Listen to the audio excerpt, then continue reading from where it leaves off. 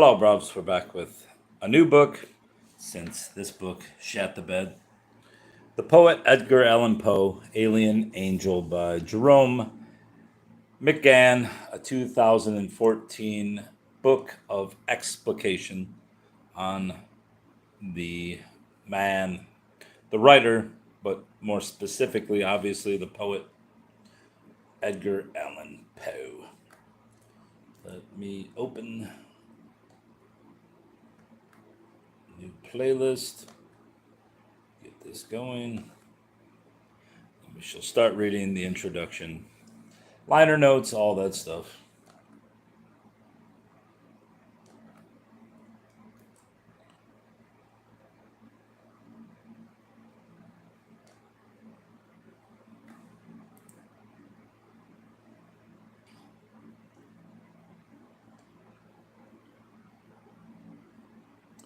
Done, added, superbly. Let's go. The poetry of Edgar Allan Poe has had enough ride in America. I'm just going to skip that because usually all of this is in the intro to begin with. So this book is for J. Gerald Kennedy, The Angel of Poe and American Studies. Introduction. Page 1, abbreviations: CT, critical theory; E, Poe, Edgar, Eureka; ER, essays and reviews; M, marginalia; Mabbott, the collected works of Edgar Allan Poe by Mabbott. Let me bring something to weigh this down. We shall put the baby on there. The Cupie. Open this, close that. The poet Edgar Allan Poe, introduction. My dear Degas, one does Poet not. Edgar. Whoa! I thought I turned down the volume. My dear.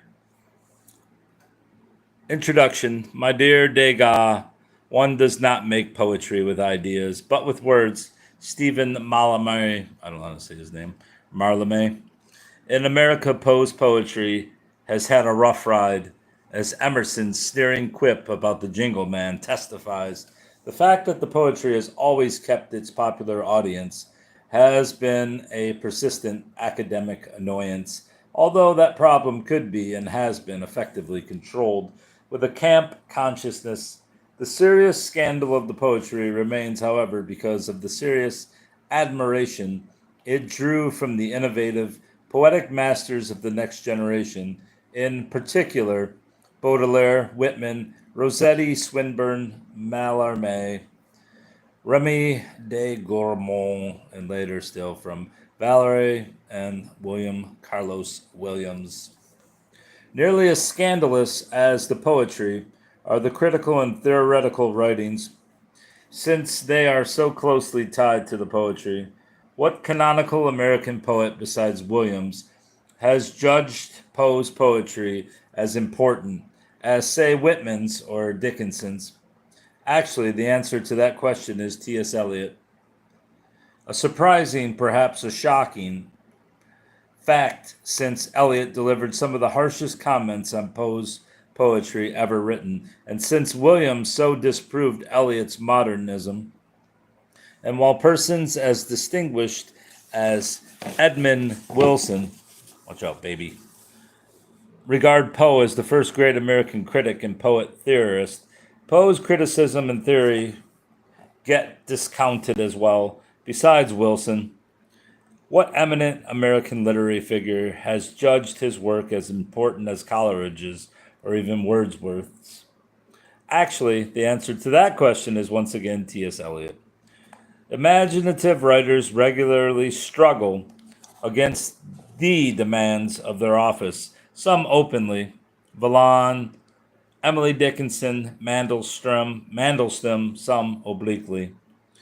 Virgil, Shakespeare, Jane Austen, others, Pope is a great instance, grow into their disaffections, turning savage. What a gulf stands between Windsor Forest and the Dunciad. Poe is perhaps a special case, because his work, and in particular the poetry, is at once unremittingly vulgar and theoretically advanced, even pretentious. Fastidious spirits like Emerson, James, and Eliot have had great difficulty in managing the fundamental contradiction. Of these, Eliot was perhaps the most interesting, being driven over the course of many years to think and rethink the phenomenon of Poe. That Eliot spent his life wrestling with Poe's poetry is a fact conveniently forgotten in American academic studies. We well remember how greatly he disapproved Poe's verse, forgetting how well he understood that the influence of his poetry and of his poetic theories was immense. Indeed, was a key shaping spirit of the poetical and cultural work that Eliot most admired. In his puzzlement, Eliot finally wondered whether Poe all along might have been a secret influence on his own poetry. At the heart of these problems is the modernity of Poe's severe aesthetic formalism, an approach made famous by what he called the heresy of the didactic. In his view, poetry, in his view, should not be approached as a repository of ideas or an expression of feelings, but as an event of language. For Poe, semantic meanings, denotative or connotative, referential or symbolistic, should be deployed by poets and received by readers as elements in an artistic composition. When Walter Pater subsequently argued that all art constantly aspires towards the condition of music, he was pledging his allegiance to Poe. So was Samuel Beckett when he declared at the end of Watt, no symbols here where Jesus Christ, no symbols where none intended.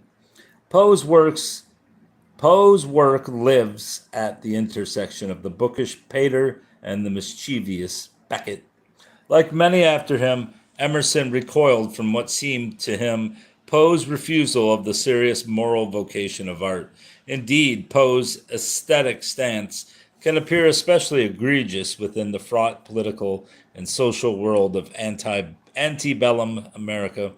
But the truth is that Poe's work undertakes a deep critical reflection of, and therefore on, his period's ethics and politics.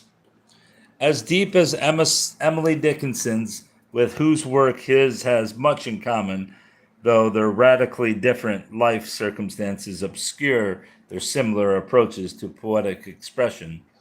Both are poets who, as Dickinson would say, died for beauty.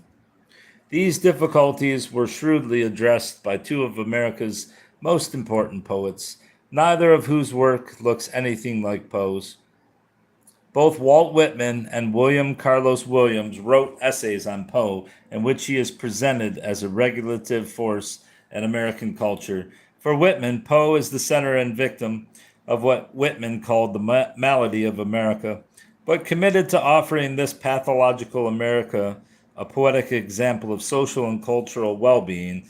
Whitman had difficulty understanding the significance of a poetry that, while brilliant and dazzling, had, alas for Whitman, no heat. So his essay finishes on a series of puzzled questions about the politics of Poe's technical and abstract beauty.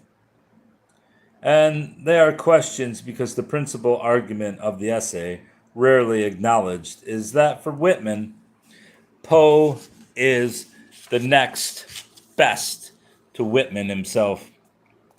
To fully exemplifying the special power of poets to diagnose this disease called humanity. Whitman fully admits this, but can't explain for himself what it means or how exactly it happens. Whitman's problem with Poe is Williams's subject. Poe's aesthetic method is the ground and beginning of American imagination. Williams exactly because of its theoretical and methodological focus, which has turned his work from mere heat to light. From sentiment to form, Poe's method deploys a detached, abstract, and cold poetic expression in order to expose the grotesque inappropriateness of the life about him, surrounded by his time and its crude utilitarian materialism. Poe, as exemplary writer, had first to lift his head through the successful banality of America, had first to become the center and victim. Whitman recognized. What Whitman obscurely saw, Williams will explain. What Whitman obscurely saw, Williams will explain. All right.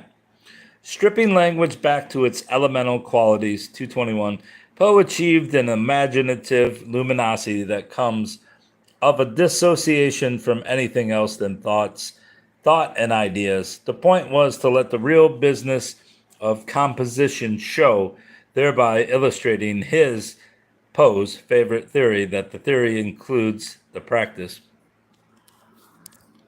But if Williams grasps Poe's work as a theoretical practice, what's up? What's up, Bob? 808, or is that Bob? It's real compositional business, that arresting display of words and ideas that seem to fall back continuously to a bare surface. Williams 224. This is a danger for us because, like Whitman, Williams maps the action of the writing to Poe's life and his battle against vulgarity of his place and time. The writing, especially the poetry, becomes for him the exponent of the desperate situation of Poe's own mind, the mirror of pathological America. Whitman's demoniac poet resurfaces in Williams in the full horror of his isolation, the poet driven to be heard by the battering racket about him to a distant screaming. Be careful with that striking remark. It is an imaginative figure, not a biographical fact. But because it draws upon a recognizable history of Poe and his time, its theoretical significance can be mistaken. Williams is not reheating the cool formalities of Poe's compositional practice. He is sketching the fundamental dynamic of the work.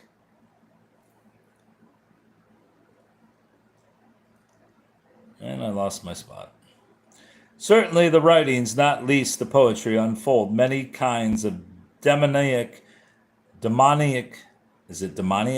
representations, but always in cold, unmoving, and unmoved forms. The writing itself is not expressive, it is composed. It takes a 0-degree focus on the reader and readers' responses, where the pathologies of America lie deceptively concealed. That is why Swinburne called Poe the complete man of genius. Like Whitman, he sought and found a complete theory of his writing and its social function. It was a very different theory from Whitman's, but as Whitman himself came to recognize, it was at least as thoroughgoing, and for better or for worse, a good deal more rigorous, because Poe's relevant poetic corpus is, if we accept Eureka, and that's accept, or Eureka, so much smaller than Whitman's, or for that matter, Dickinson's, we might judge it less important than theirs. So we would say, I think justly, that among English romantics, Blake, Wordsworth, Shelley, and Byron are more important than Keats. But Keats's work possesses such striking virtues that he is not displaced from their company. Poe is a similar case, except that his historical position, as Eliot understood, commands a global consequence, as Keats does not. The problems here arise and persist, I believe, because Poe's poetic theory and practice depart from the poetical line that descends from what scholars call high romanticism, which remains dominant in our academy and schools. Indeed, Poe resists that line by radically transforming it. So if we locate Poe in a 19th century context, as we should, conventional touchstones like Wordsworth and Coleridge are most useful. For understanding Poe at any rate as points of contrast, for comparative purposes, we should read Poe's critical work in company with Shelley's, Hallam's, Swinburne's, and Mallarmé's.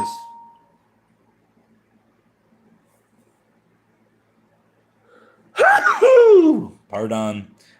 All of whom think about poetry along poetic lines. Poe stands out, however, even from Shelley, because of the intimate connection between his theoretical writings and his poetic practice. In this respect, Swinburne and Mallarmé, I need to look that name up. How do you pronounce it? I'm going to say it's Mallarmé. Pronounced.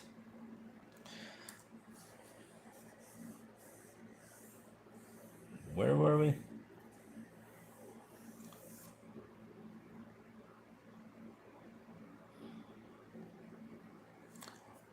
Stefan Mallarmé. I'll even turn on the...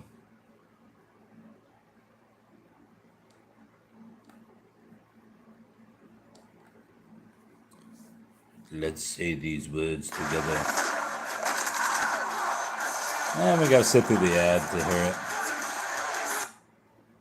Bonjour. Bonjour. We are looking at how to pronounce the name of this French poet from history. He was a critic as well. We'll be looking at how to say more interesting but often confusing French names, including from literature. So make sure to stay tuned to the channel. In French, it is said as Stéphane Mallarmé. Mallarmé. It would be fine All right. in English to say it as Mallarmé. Mallarmé. I'm not going to say Mallarmé, but I will say Mallarmé. Are alone his peers. All of Poe's significant poetry is a performative demonstration of his theoretical... All of whom... let's go back. For comparative purposes, we should read Poe's crucial work in company with Shelley's, Hallam's, I should have looked up him too, Swinburne's and Mallarmé's, all of whom think about poetry along poetic lines. Poe stands out, however, even from Shelley because of the intimate connection between his theoretical writings and his poetic practice. In this respect, Swinburne and Mallarmé are alone his peers. All of Poe's significant poetry is a performative demonstration of his theoretical ideas. No American poet ever realized more completely Gertrude Stein's program of composition as explanation. Poe admired Coleridge's theoretical writings. If we shift our view of Coleridge's work from the normative academic perspective, important as that is in its own right, I believe we can improve our grasp of Coleridge, of Poe, of Romanticism, and finally of the place of poetry in our contemporary world, for which Poe is such an important precursor. The last, poetry's place in the world, is the subject that embraces all the others in this little book. Since I will be taking Poe's poetry as the key to that larger subject, an excursus here into Coleridge, or at least of all Romanticism, would distract from my purpose. Both will make regular appearances in this study, but a brief reflection at this point on Coleridge, Kubla Khan, and the Biographia Literaria may help to throw Poe's work into a new and clearer light. For both men, plagiarism was pivotal. I do not raise the matter as a moral or a legal issue, but as a sign of their extreme sensitivity to and interest in language as such.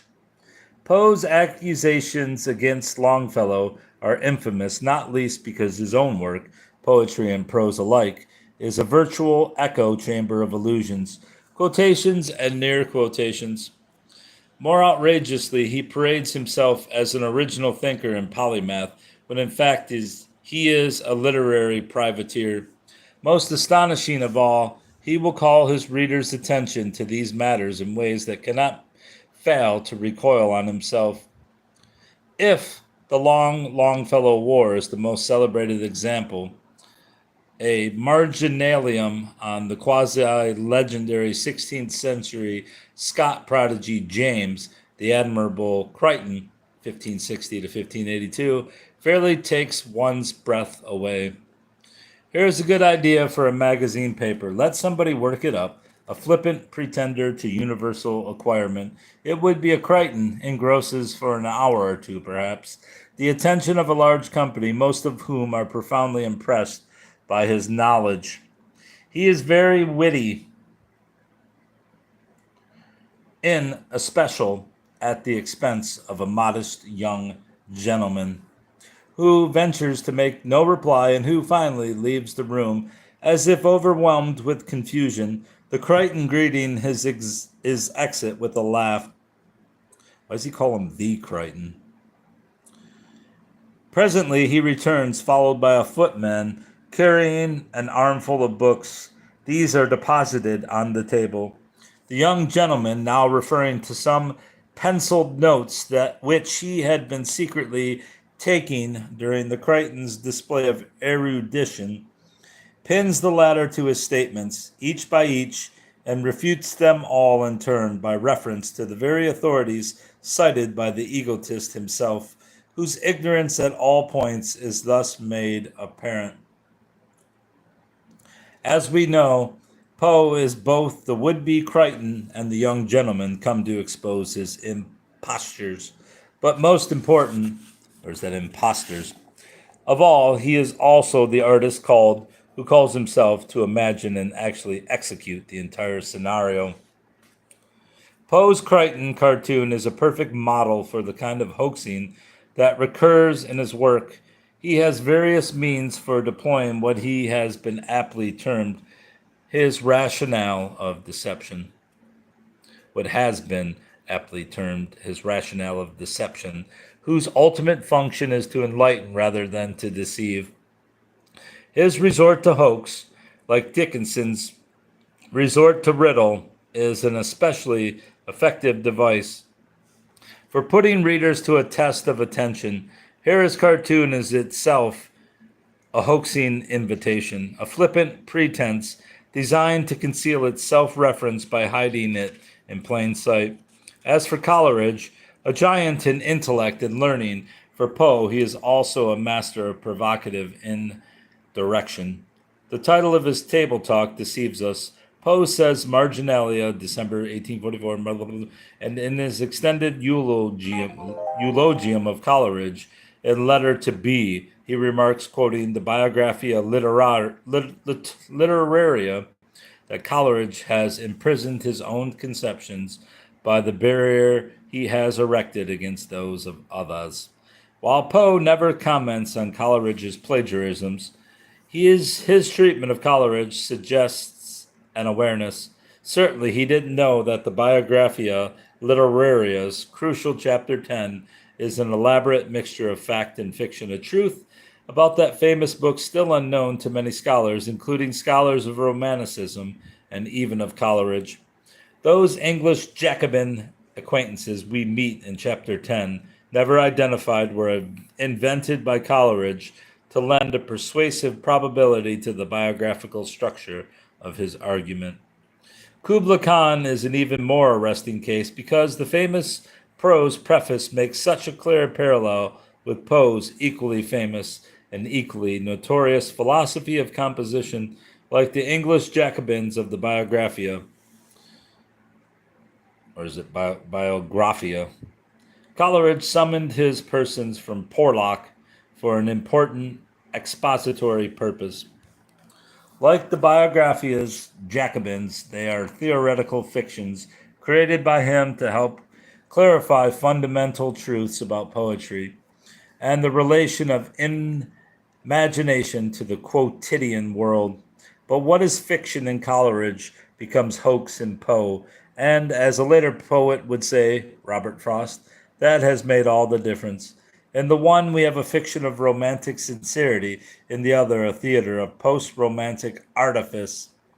The central self that organizes romantic self-expression becomes in Poe what Rimbaud called himself un autre, one mortal element in a field of social discourse.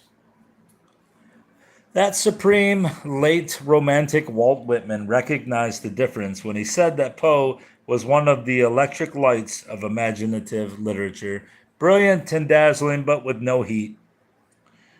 The human emotional element, passion, and personality, these are Whitman's poetic touchstones, but he says we do not see them in Edgar Poe. And of course he is correct. Poe summons all of them into his poetry and prose, and many far more exotic and astonishing things, but only to frame them within what Jonathan Elmer has called their social limit. Paradoxically, then, the source code that runs Poe's notorious program of art for art's sake is political. In the language of traditional poets, his work holds up a mirror to a world that appears sunk in illusion. Fear is pervasive. That Poe should himself be judged a victim in and perhaps of that world is the dominant judgment of the biographists. But the most pertinent version of that judgment for understanding Poe's writing is Baudelaire's Poètes Maudits. Crucially, it is not man who is the cursed victim, but the poet as exemplary man, the defrocked priest of split religion, Wordsworth's man speaking to men. As a consequence, the work itself gets pitched past pitch of grief.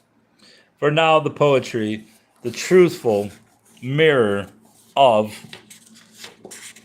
this mother of the world's untruth, no longer stands as a critical distance from its subjects. Nor should its subjects ourselves imagine we might stand critically enlightened before the work. As Poe locates his mirror of art within the world it reflects, poetic enlightenment becomes darkness visible at every point. We were deceived, he tells us, ever to have thought otherwise as we often have. Poe then invites us to join that revisionary company of the less deceived who live on, living in the cold clarity of their undeceptions. I am suggesting that an important and neglected ethics and social commentary pervade Poe's work. They are intransigently humanistic and post-theological. Though a special devotion of the poetry, they clearly mark the prose fictions as well, not least masterpieces like The Fall of the House of Usher and La Guia. I don't know how to say that. We want to remember that each of those tales envelops a poem, The Haunted Palace, and The Conqueror Worm in an imaginative act of commentary. Or perhaps the poems, which were added later, are glossing the tales. I mean to resist the temptation to consider the fact here, however, for two reasons. First of all, the social and ethical issues are handled much more nakedly in the poetry and poetics. That such is the case will seem paradoxical, since the poetry, unlike that of Poe's major influences, Shelley and Byron, studiously avoids taking up social issues directly. The heresy of the didactic is one of Poe's signature ideas for a very good reason. In his view, social and ethical attitudes had ossified into various kinds of American ideologies, American exceptionalism and social progress being two of the most baneful. Second, the poetry remains to this day terra incognita for many American scholars and teachers. The European view, about as theoretically advanced as you can get, is radically different, but so is the view of American popular culture. This book takes its point of departure from both of those views, but its argument is directed elsewhere, to readers, especially American readers, who remain uncertain why T.S. Eliot was so convinced of Poe's importance. He explained that judgment obliquely in a famous passage in Little Gidding.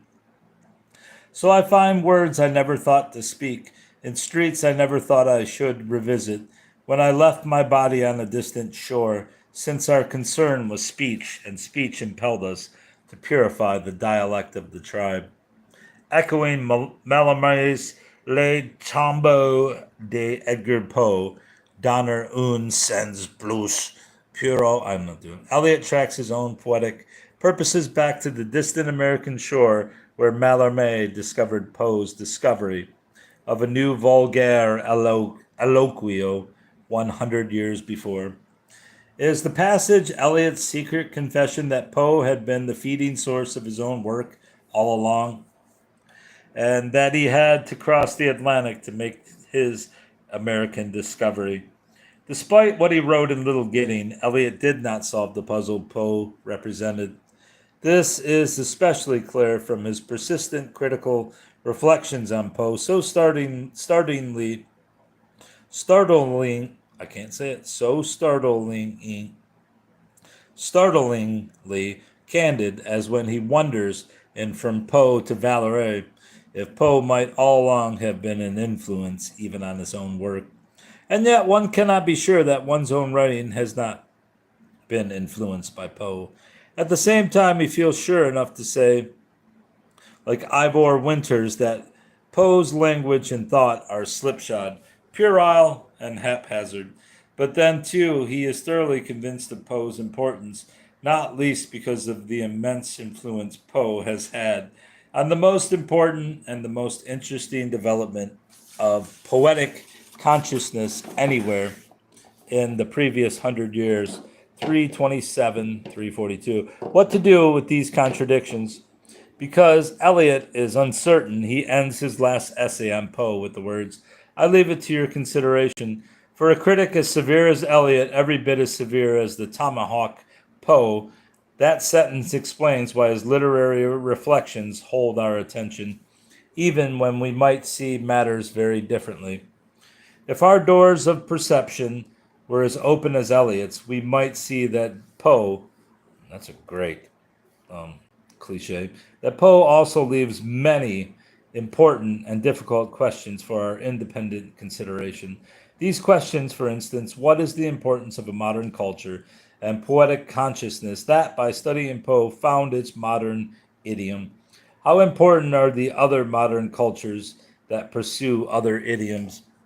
How important is Poe? How important is culture? How important is modernism? For that matter, how important is poetry itself? And where do we take our bearings from high culture, where Poe remains a scandal, or from popular culture, where his influence has scarcely diminished? These are some of the questions I want to raise, if not settle, in this book. They are not questions that press on artists who work in popular media. Poe has had a glorious run in pulp fiction and in film, especially in the experimental freedom of early film and current graphic fiction. Is as alive with Poe as he has always been with visual artists from Rossetti and Manet to Odilon Redon, Harry Clark, and Edmund Dulac. Crises of culture and anxieties of influence do not rule the worlds of children's literature or works that cover the otherwise forbidden realms of the primary imagination. Otherwise, which is to say, wise with the knowledge of forbidden fruit, those would be God's preserve, as Coleridge told us, and when he ventured there, as he did in Christabel, he lost his nerve, shrank back, and left us his greatest poem and the truth of its failure. Ivor Winters called it the land of relativism and decadence and warned us all away. This is where Poe, eyes wide shut, went. We go to school and learn to forget that Williams understood, that he actually went there, perhaps before anyone else in America, and that we might go there too. It is possible to find one's way to that place even with the deceptive maps of scholarship. Or so I believe, and so will this book argue. And there is the end of that preface, or is it an introduction? All right, let me steal this from that. Old Borders books.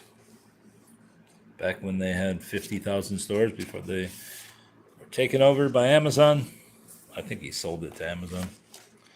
And then next chapter, Poe in Propria Persona. Coming up next time, bros. Only on this channel. That's a long frickin' chapter. I mean, that's like 50 pages.